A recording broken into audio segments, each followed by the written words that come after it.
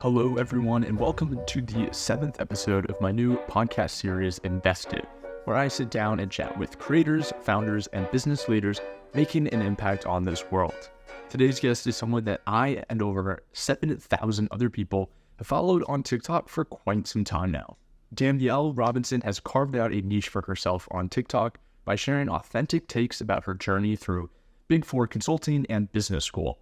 After graduating Phi Beta Kappa from Spelman College, a prestigious HBCU in Atlanta, Georgia, she joined Deloitte, where she worked as a consultant supporting Fortune 50 clients navigating complex human capital transformations. After 4 years at Deloitte, she was accepted into Harvard Business School, which is where her content creation journey started. Seeing a unique opportunity, she decided to take a gap year from HBS after her first year to build a coaching and MBA admissions consulting practice called Beyond Ambition Coaching and Consulting. I have been fortunate to have followed Danielle for the last year or so and can confidently say that she tells it how it is, and her content has been a tremendous resource for me while navigating the GMAT exam and deciding what I want to do with my life. Danielle is as warm as she is bright, and I look forward to diving in to her decision to leave consulting to get her MBA, what the highs and lows of Harvard Business School include, and what's next for this rising star. And with that, enjoy the episode. Danielle, thank you so much for joining us here today. Really appreciate you coming on for the seventh episode. Want to give you the opportunity to introduce yourself and everything that you bring to the table. And I know it's a lot, so I'll give you the time to shine here. Yeah, absolutely. So my name is Danielle Robinson, and it's my mission to help ambitious young professionals find fulfillment in their lives. So I grew up in Orlando, Florida, moved to Atlanta, where I attended Spelman College, and then stayed in the same city afterwards to work at Deloitte Consulting. I'm probably most known online for my time at Harvard Business School. I finished my first year last academic year, and then I've spent the last 10 or so months in a gap year building a coaching business where I do MBA admissions, consulting, but also just general life coaching and helping people figure out their next steps and build the clarity that they really need to lead fulfilling lives. And so I'm very excited to be on the podcast today. Yeah, no, well, I really appreciate it again. I am from Florida. I went to the University of Florida, so obviously I'm very familiar with Orlando. I actually have some friends who are at Deloitte in Orlando as well. So a small world there, but kind of just jumping straight into it. One of the videos on your TikTok talks about prestige. And I'm going to read it off because my mind isn't that strong to memorize this whole thing. But Yeah. it was Paul Graham, who, as many might know, is the president of Y Combinator. He said, the work that you do should be something that you love, not something that's prestigious. Because if you love something, you'll make it prestigious. I'm just curious if you can share what this means to you and how you have chosen to implement this into your own life. Yeah. Oh, it means a lot to me. I hadn't been aware of his quote until maybe the last year or so, but it definitely is very relevant for how I've lived my life because growing up, I mean, the whole reason I got into business in the first place was because of my dad. He was an oncologist, my mom's a dentist, and so growing up I thought I'd follow in their paths in healthcare as well. But Sure. after, taking AP Chem and not doing so great, I was like, okay, maybe Tough not. classes. Yeah. But my dad always would say, I wish I would have gotten an MBA because now the power is shifting from Yeah. doctors to healthcare administrators. And so if you're not really sure what exactly you want to major in college, maybe business would be something to look into. Yeah. So I was an economics major in college, and going to a place like Spelman, any alum will tell you or just casually mention that it's the number one HBCU. So there's a lot of pressure to, pursue prestigious things like go to Ivy League grad school, get the Sure. top consulting, investment banking jobs, et cetera. And so I rarely really took the time to think about what it was I actually wanted to do. I was always just constantly looking for what's most prestigious, what will impress Sure. the most amount of people. And so it really, I mean, that kind of determined my path to consulting. I always knew I Yeah. wanted to be an entrepreneur, but didn't know what industry or function. So Right. it served two purposes. It was a great way to figure out what to do with my life, but Yeah. also was very prestigious, made a lot of money. So I was like, check, check. Okay, Yeah. perfect. And then getting to business school was kind of similar, where, as you know, a lot of consultants make business school their next step. And Right. so I originally applied because I was burnt out with consulting, didn't know what else to do. But it wasn't really till I got there and saw so many people at Harvard just kind of unapologetically pursuing prestige just kind of for the sake of Yeah. it, just making as much Right. money as they can just because they can, and all of those things, that I started really taking a hard look at myself and realizing I don't really want that. I don't Yeah. really want to work in corporate. I've been trying to fit myself into this box for so long that maybe I Right. should think about something else. And so I made a video about it on TikTok, and it's definitely my most popular video to date. I had no idea it would spark so much discussion, but I think for a lot of people, not necessarily going with this most prestigious option can be beneficial. It can Yeah. allow them to really think critically about what it is they want and allow them to thrive in an environment where they might maybe had not before. And so, yeah, seeing his quote got me really passionate about it. I just stopped. I was driving and made a video about Yeah. it right then and there. So, yeah, Right. I definitely believe in that. Yeah. I mean, so do I. And I think it's one of those things that, you kind of have to experience it to really reflect. And I had a similar experience. I mean, similar background to you. Graduated from my school, went into consulting at KPMG, and I was in this role, and I just realized, what was I doing every day? I was like, this isn't what I want to be doing for the rest of my life. I'm just not passionate about this work. I'm not even necessarily interested in it, but it's prestigious. And I didn't want, I felt so privileged to be in that position that I almost didn't allow myself to feel like, oh, woe is me. Yeah. But I think it's almost like you have to be in a position like that. So then realize just how important it is to enjoy a job. So at that point, I decided I would take a job. I would take a pay cut to be doing something I could be passionate about. And so I'm fortunate to have found myself, I guess, in another prestigious position, but doing something I really do enjoy. And so I think when I talk to people, I really just always emphasize to them, just it's so important to follow something that you can be passionate about and do for a long time, because so many people go into investment banking or consulting because that's what the smart kids in their college tend to do, and it's a competition thing. But even if that doesn't really result in the most happiness and fulfillment later on in life. So totally agree with everything you said, and have experienced it firsthand myself. Going into another thing you've spoken about at length on TikTok is the importance of building your identity capital, specifically in your 20s. Mhm. I'm curious if you can just kind of describe what is identity capital, as well as how it has changed for yourself over the last few years. Yeah, absolutely. So I first heard about the concept while reading The Defining Decade by It's Dr. behind Mike me, Day. yeah, somewhere here. Great. Yes. Yeah, so I hadn't really thought about it, like the way that she was describing, but at the end of the day, identity capital is the sum of all of your life experiences and how you spent your time that create who you are. And Yeah, so in the book, she talks about her own experience as a clinical psychologist. Despite, going to a great institution for college, she decides right after college to go to work at Outward Bound as an instructor. So leading people through canoe trips and hiking, like none of the things that you would really expect somebody who's trying to be a psychologist would do. sure. But she ended up developing, really enjoying it, developing a lot of the skills that would be transferable to being a psychiatrist, like leadership skills, people skills, all of these things that's all anybody could talk about in her graduate school interviews. And Yeah, so kind of for me, it's basically the same thing, just trying out different things that I'm interested in, even if it's not a direct tie to what I ultimately aspire to, because there's sure. always something that you can learn and the skills can be transferable. So I Yeah, think for me, like early in my 20s, my identity capital was very wrapped up in consulting, a little bit in empowering Black professionals through the work that I was doing with my firm yeah, initiative at the time. But it was pretty basic. I was just kind of doing my 9 to 5. There wasn't a whole lot of right. time to have a side hustle or anything like Sure. that. So my identity capital skyrocketed, I would say, in the last 2 years of going to Yeah, business school, quitting the job, all of those things. Because in that time, I would say I was able to travel a lot. I've been yeah, to 6 different countries, 14 trips in general. Finally spent a summer in New York, was always excited to do that.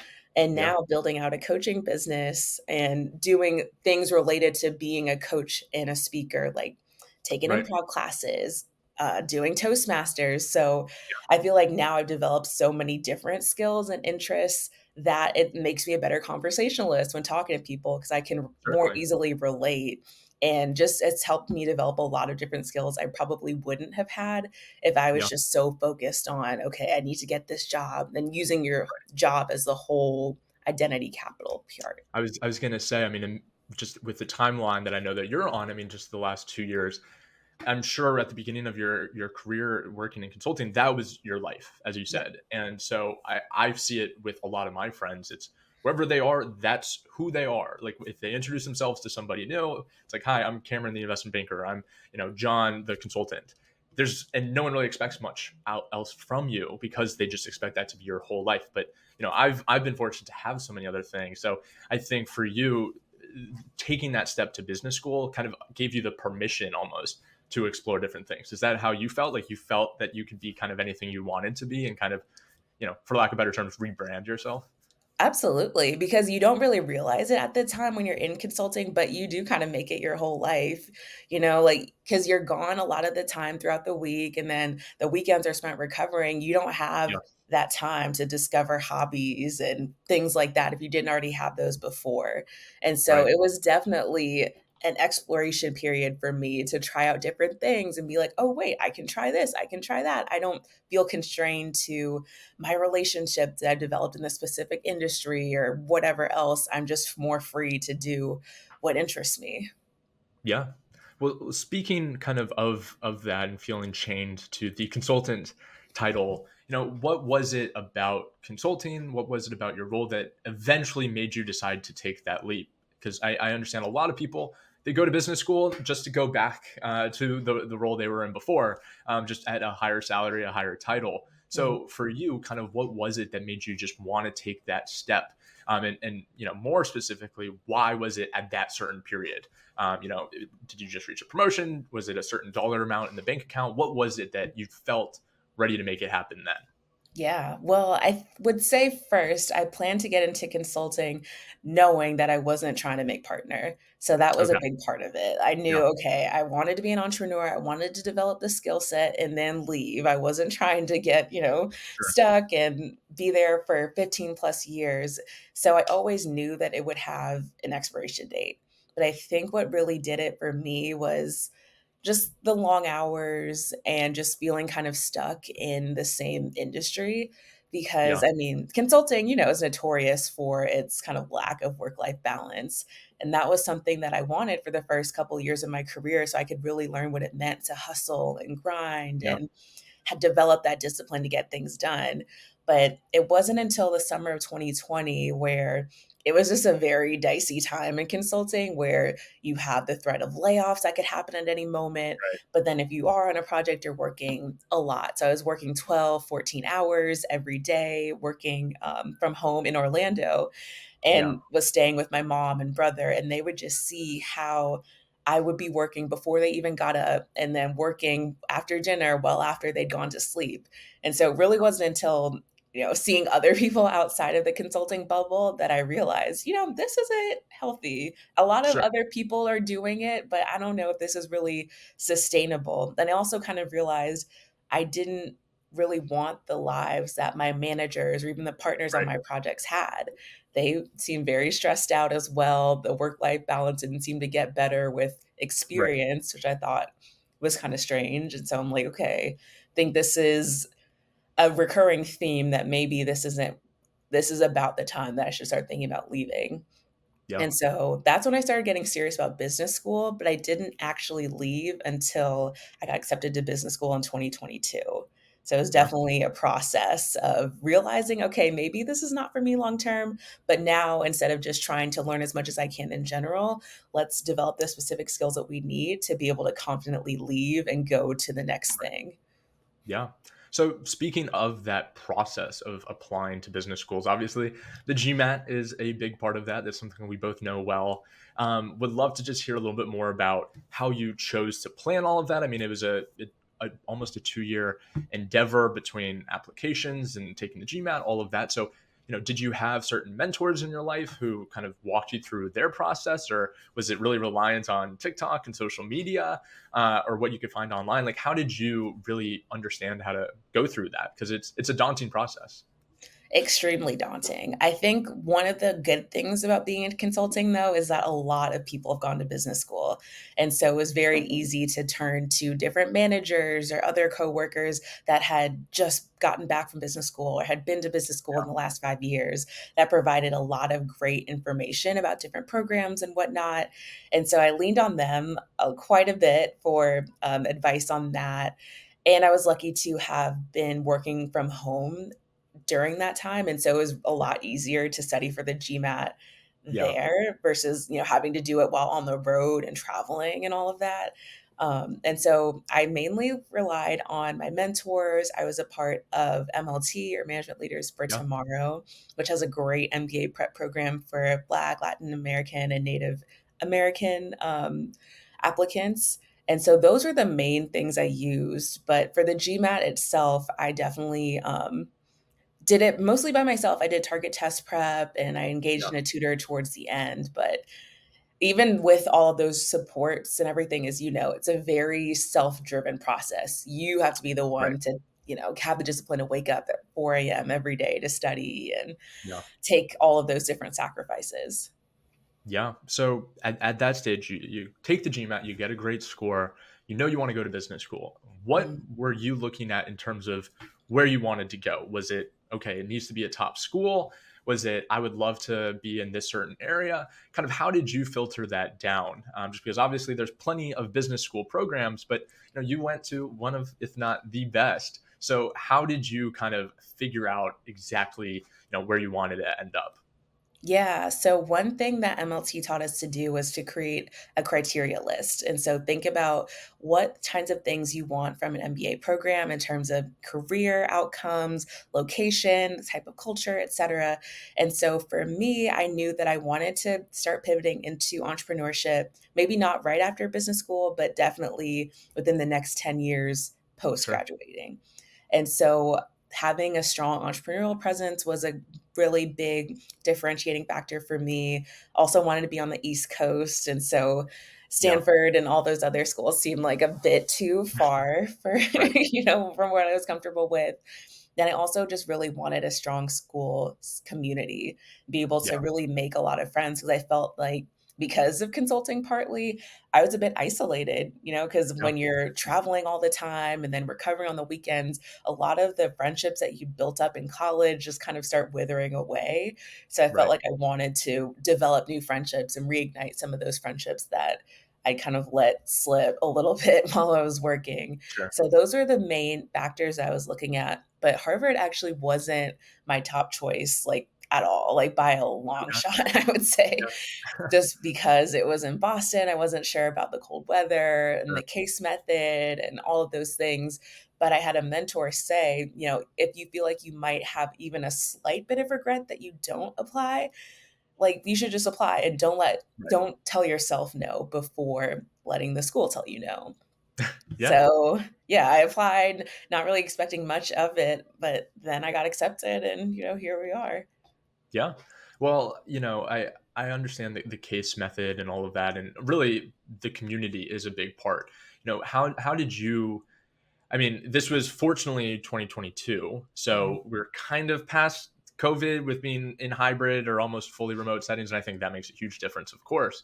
But how did you kind of just prepare yourself to go into it and make the most of it? I think for a lot of people, they probably feel like if it's I read it somewhere, but business school or just any graduate program could be a second chance at college. And so for myself, just recently graduating, it's easy to think how you would do things differently in Yep. undergrad, just in terms of how you approach other people, joining organizations, like probably just being more open to things. Was that kind of a thought process that you had going into it, of just like having a plan to just make the most of it? Or was it kind of just like, all right, let's do this and see what happens? Yeah, I think it was more of what you were describing. It was kind of like, okay, this is not only my second chance at college, but a chance to reinvent myself, do all of the things that I might have been too afraid to do previously, and just go after it. And Yeah. so I had a lot of goals for myself. I wanted to go on all the trips. I wanted to make a ton of Yeah. friends. I wanted to start a business. I wanted to get straight A's. It's funny, even now, chatting with a mentee who's about to go to business school, he's following a similar mindset. And I'm like, oh, I don't know. That sounds kind of like it might be overwhelming. But Yeah. that's the reality. A lot of people take it as the opportunity to just reinvent themselves without then realizing they're actually trying to become a totally different person, which Yeah. may or may not always be the most healthy, I would say. But Sure. yeah, initially I definitely had all of these goals for myself, but going into Harvard's rigorous, first year of mandatory classes and all these different things, that list quickly started to narrow. And I was like, okay, wait, I really need to prioritize because I can't Yeah. fix everything all at once. Right.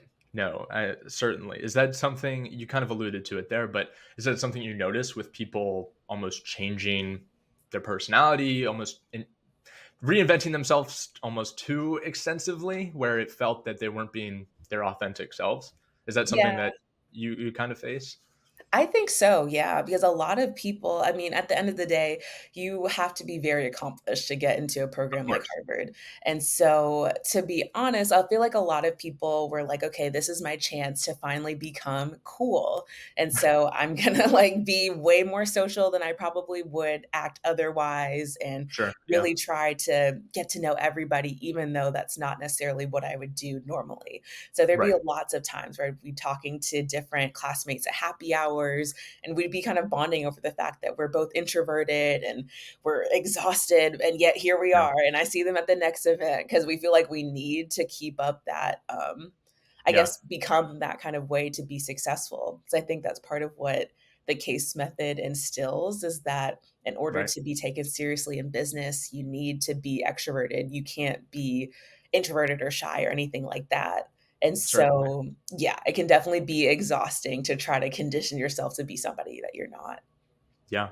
Well, that's the perfect transition into my next question because you also have a TikTok talking about the opportunity to cosplay as an extrovert in certain corporate situations. Myself being in consulting I'm super familiar with the amount of happy hours and firm wide events for interns and new hires and all just that comes along with that. Mhm. So, would love if you could kind of just share what that means to the audience of playing as someone who's an extrovert. I always like to bring up the example of confidence is even if you fake being confident to somebody, the person can't tell the difference between faked confidence and real confidence. So would love to just kind of hear your experience about, kind of fabricating some extra verted activities. But yeah, because it is a very important aspect of the corporate culture. Absolutely. Yeah. I feel like part of why I decided to go into consulting specifically was because I wanted to work on those networking skills.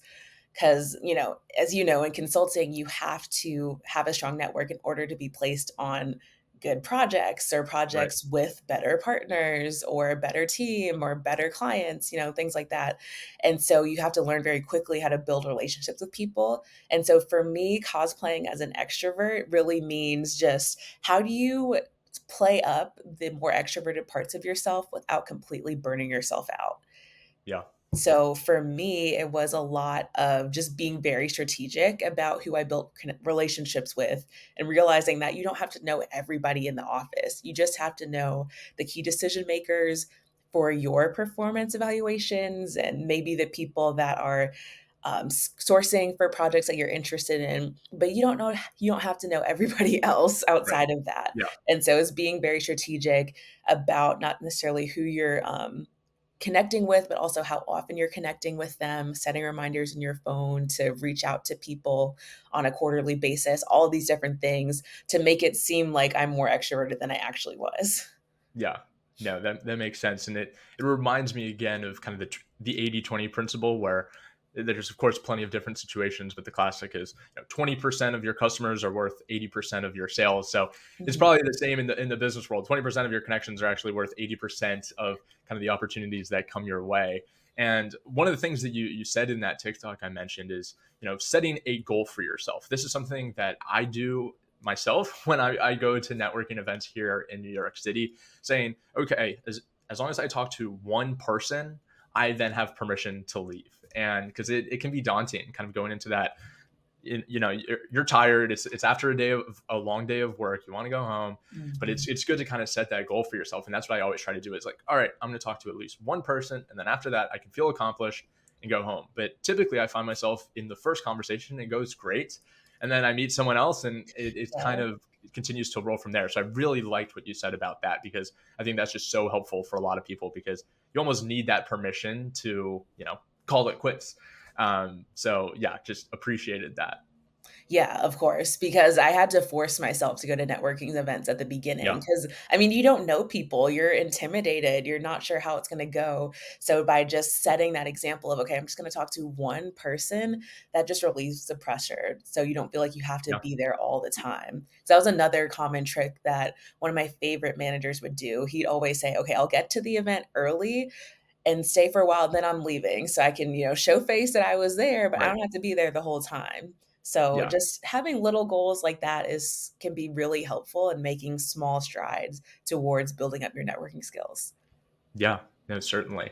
Kind of just touching again on the networking side of things. I mean, um, from your own experience, when you meet someone at an event, this would just be helpful for my audience. But let's say it's a networking event for business school, and you're meeting some admissions counselors or some alumni, or maybe it's an event for an internship program that you want to apply for. What are some examples of the right way to kind of approach following up after the event? I know there's a lot of different kind of thought processes on how to do that the best way. But would just be curious, from your experience, kind of on both sides of things. I'm sure you've had people that you've met who then follow up with you in a good way. But just curious what you think is a smart approach for that Yeah. situation. I feel like a smart approach is always following up, because a lot of people claim that they're gonna follow up and then they don't, Right. right? And so Yeah. just actually sitting down, setting a plan to create the follow-up is essential, but it's even more important to do it very quickly after the event has taken place. And so I typically like to send follow-up emails maybe within 24 hours of meeting the person so that Yeah. what our meeting is fresh on their mind and bringing up, mentioning something that we talked about that would jog their memory and initiating a time to meet again. So it's not just kind of like, oh, hey, it's great to meet you. Let's keep in touch. And then y'all Right. never, meet Yeah. ever again after that. And so I think after every conversation that I've had networking wise, at the end, I've tried to ask, okay, let's start a plan to meet for the next time. Or are there other people you Right. can introduce me to? Have some kind of impetus so that making the follow up email is kind of like the next step. Yeah. And so I think just being very action focused is key to having successful follow ups. Yeah, no, I totally agree. Before going into kind of more of the content side of things, I have kind of a final question about HBS. Yeah. I'm curious, just from your experience, I mean, how had your views of the business world or of leadership, all of those things kind of changed? Because I'm sure being in an environment like that, just surrounded by the most accomplished people, and the professors are all top of their craft as well. I'm just curious if you had kind of any realizations where the way you thought of the business world or just anything kind of shifted over that first year. Yeah. I think honestly, the biggest lesson I learned that everybody is just a normal person. Like, while they can seem very, I don't know, intimidating or like they have all the answers when you read about them in magazines or the news, at the end of the Yeah. day, they put on clothes just like the rest of us. They go to the bathroom, they're Yeah. normal. And so it's really interesting to see, I guess, the more human side of the idols that I'd read about for years and what have Right. you. And so, by that same token, though, everybody is just a normal person and everybody's also there's something that they're still working on improving. The most Yeah. accomplished person is still like, "Oh, well, I don't have this award or I don't have, whatever else." And so everybody's always in pursuit of the next best thing, even though to you, you might think, "Okay, they've accomplished everything. What more could Right. they want?" But there's always somebody that they're aspiring towards or some other next step that they don't feel like they've reached yet. So that was very eye-opening for me. Yeah. That I mean, that's just a challenge that I think a lot of super ambitious people face is almost feeling not feeling content with where you are, but I that's something that I experience is just, I want to be able to relax. I want to be able to enjoy the moment, but always pushing towards more. Is that something that you've struggled with? And you also just alluded to how everybody is chasing something else, despite everything that they've accomplished. There's always something more. I'm Mhm. curious for you right now, what do you think that one more thing is for you? Yeah, I think now it's going into entrepreneurship and looking at the different entrepreneurs and thinking, okay, well, wow, I don't have like my business hasn't earned $1 million in revenue yet, and all those Yeah. kinds of things. And so it's actually very interesting because this time a year ago, I was barely thinking about starting a business. And Yeah. so to now, it's like the goalpost always shifts. As soon as you start getting Right. close to starting something, you're like, oh, so even in content creation, which I know we're about ready to talk about, when I first started, I was like, okay, I just want 1,000 followers. And then I got Yeah. 1,000 and was like, okay, now I need 5,010. It just never Yeah. ends. Yeah. No, I feel the same way. I mean, I think it was about 10 months ago that I finally reached 10,000 subscribers on YouTube. And I mean, I've been in this for a long time. And for the longest time, I, of course, was thinking, oh, as soon as I get to that, what, 5 figures, that's when I'll make it. When there's a K with a comma Yes. in my subscriber thing, that'll be when I feel accomplished. And that's just not the case. So I've always really just tried to implement those infinite goals. That's what Ali Abdal and that's what like Simon Sinek. Like there's a lot of kind of thought process around that because if you just set an infinite goal of okay, every day I just want to learn one more thing or something new, or I want to meet one new person. That is something that you can pursue for the rest of your life, and that way, when you reach that goal, you hit the 10,000 subscribers, you graduate from Harvard Business School, you don't feel like, all right, that now what? Yeah. So that's kind of something I've always tried to think about because I don't want to get to the finish line and realize it's not what I really wanted in the end. Yeah, absolutely. I mean, the biggest or the book that I've read that most directly talked to that point was this book called Positive Intelligence, where it talks about how, as if you, especially if you're a high achiever, you are constantly going to feel disappointment once you reach your goals, and you're always going to be striving towards something better and never fully feeling satisfied. And that's an awful way to live your life. And so it really starts with you, self acceptance of yourself, where you're at, and like you said, setting more goals based on what you can do or what things you can change every day versus an outcome that's beyond your control. Yeah. No, certainly. Well, speaking of outcomes, you've had some successful outcomes in your journey so far with creating content. Would love to just kind of hear what was it that made you first creating content. I'm sure the video you made talking about prestige in the car, that wasn't your first one, or at least hopefully not, No. because to blow up like that would have been impressive. But what led you down that path? Yeah, it actually started the summer 2022, right before I started business school. So I'd always, just growing up, was really creative, loved writing books, all those types of things, but never felt comfortable actually publishing a blog or having a Sure. YouTube channel because I was just scared about how I'd be perceived. Was very Yeah. scared about other people's opinions. And so it was this, I don't know if you remember, but 2 years ago, there was this trend where influencers would have a video of them dancing and a text overlay of how much money they had made in Oh, influencing each sure. month. And I had seen that and had just taken out a whole bunch of loans for HBS and was like, Yeah. this could be a good side hustle. And Yeah. so I was originally just kind of trying to be an influencer and maybe getting some brand deals, but Okay. had no Yeah. idea what it would end up being. And Yeah. so that's kind of what got me started in content creation. And I was looking for a niche because I saw that initially I was doing self care, but that seemed kind of saturated. I didn't really have a clear story to tell there, but noticed there weren't a whole lot of MBA content creators. And so Yeah. decided, okay, well, I'm sure people would want to see what it's like to be at Harvard Business School. So might as well start, posting about that. And Yeah. so that's what I was doing for most of my first year, just about what it's like to be at HBS. And it wasn't until the second semester that people started asking for admissions advice or, help me get into business Right. school. And so then it started taking a turn. And that's kind of where we were for a while. But now I've shifted to more, still some MBA stuff, but also life coaching content because I realize now so many people that are in that MBA boat, do they really need to go to business school or are they just looking for a Right. change, And Yeah. so it's still talking to the same audience, but in a slightly different way. Yeah. Well, it's interesting that I started my YouTube channel like before that was really like before a normal person working a job could be making money from the side. Like Yeah. my freshman year of college, which is kind of as my channel as it is now, was started. That was the years of Jake Paul and all of that. So I Okay. was always super hesitant to like say I had a YouTube channel because I didn't want to be associated with that. Yes.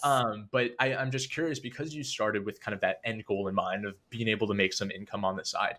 Did that help you just in terms of how you even approached your content? It seemed like you were way more calculated than I was in terms of figuring out your niche, doing the right things to be corporate friendly, to allow yourself to get brand deals.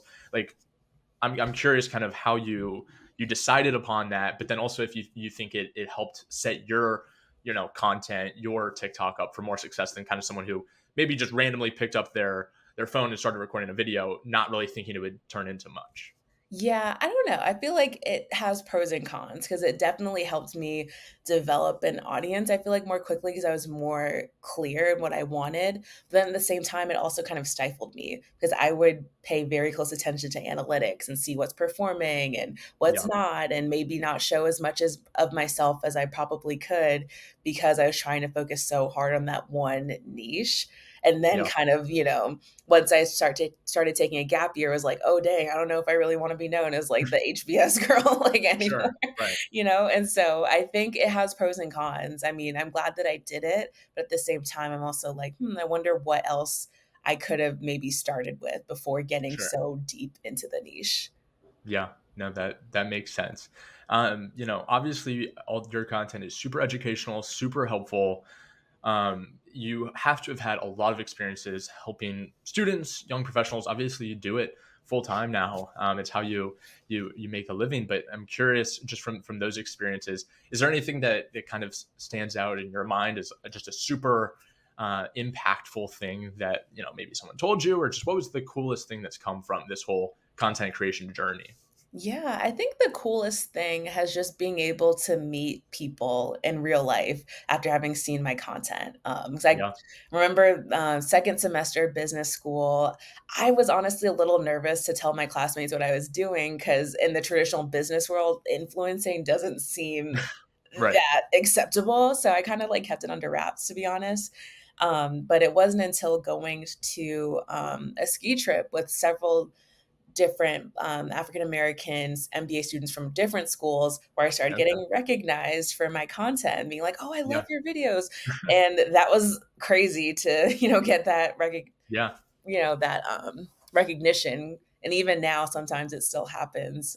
I Yeah. was in I'm New sure. York last week for a conference.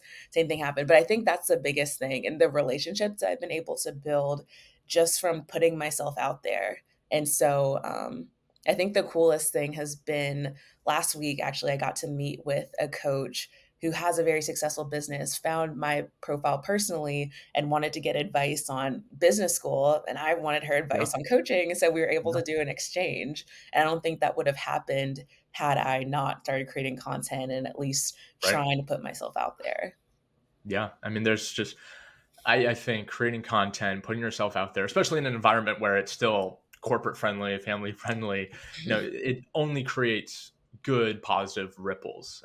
That's certainly been my experience. I'm honestly surprised no one at Harvard like saw through the algorithm because that's the thing that just constantly happens to me.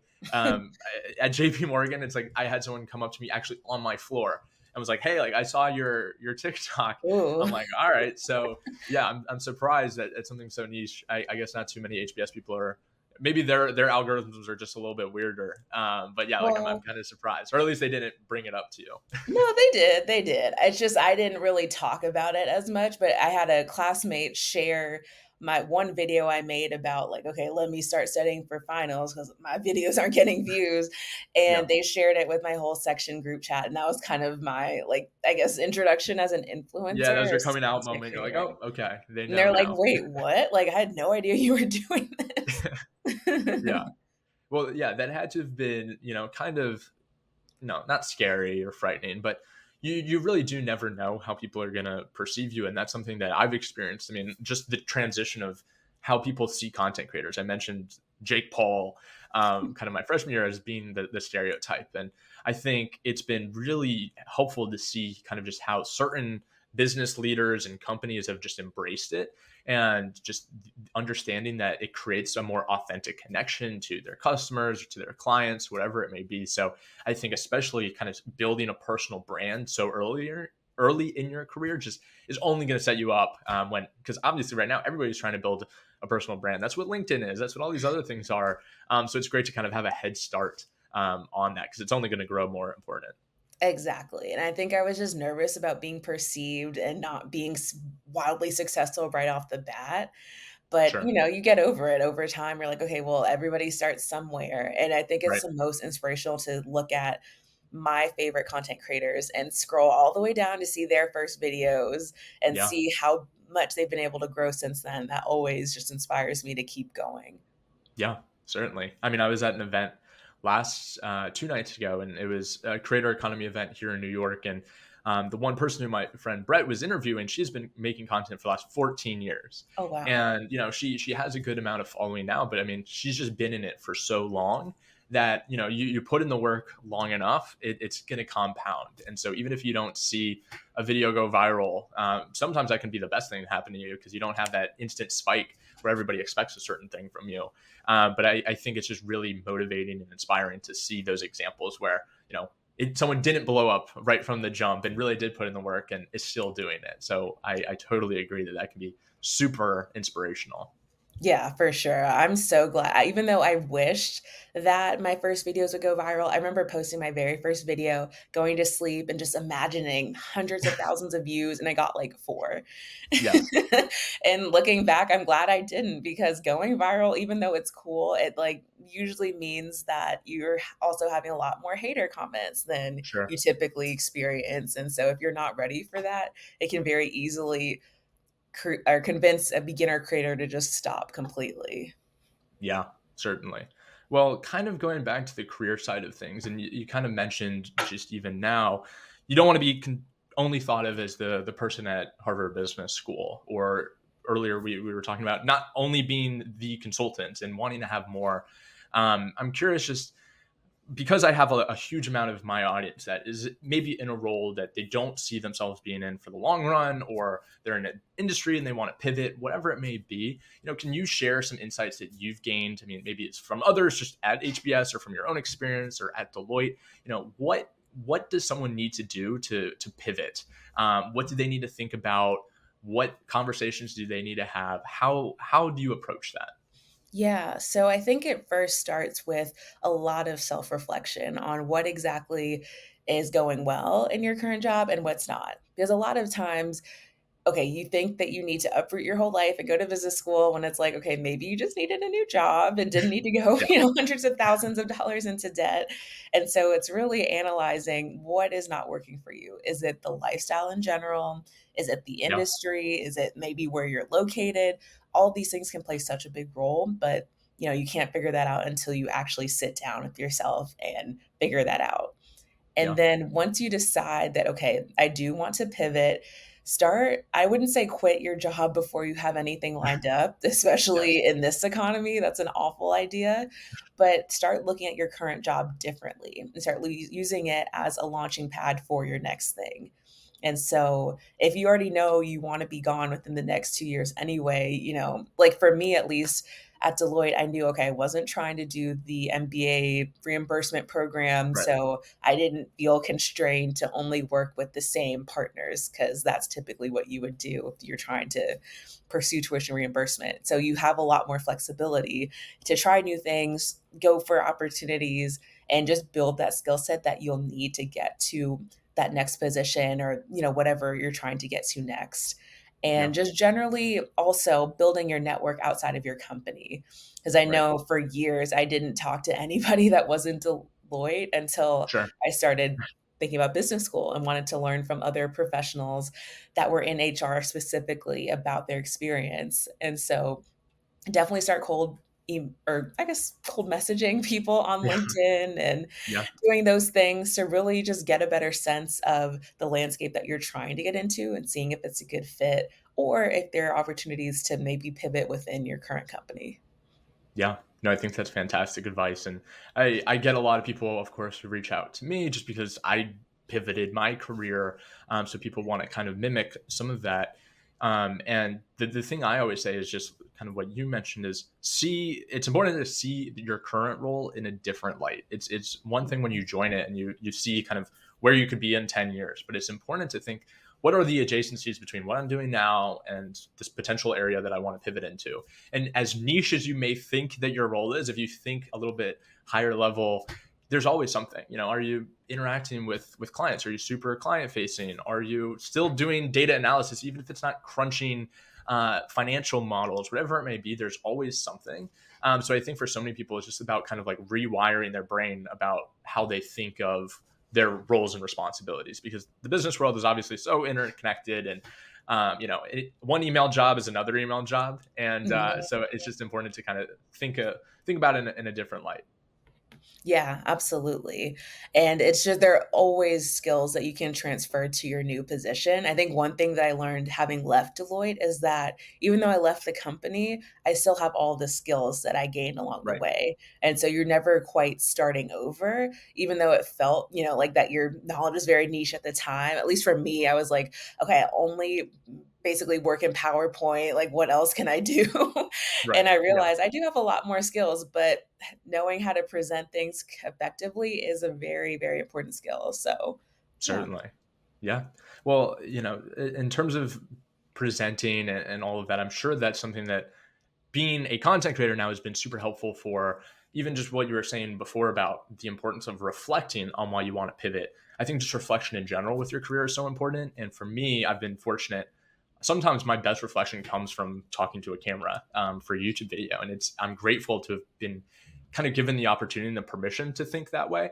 And sometimes I feel people just don't ever take that time. So I'm curious if just through this content creation and the times when you're sitting down talking about something you read or something that someone told you, what's been a major way that, or a breakthrough that you've kind of had through creating that content? Hmm.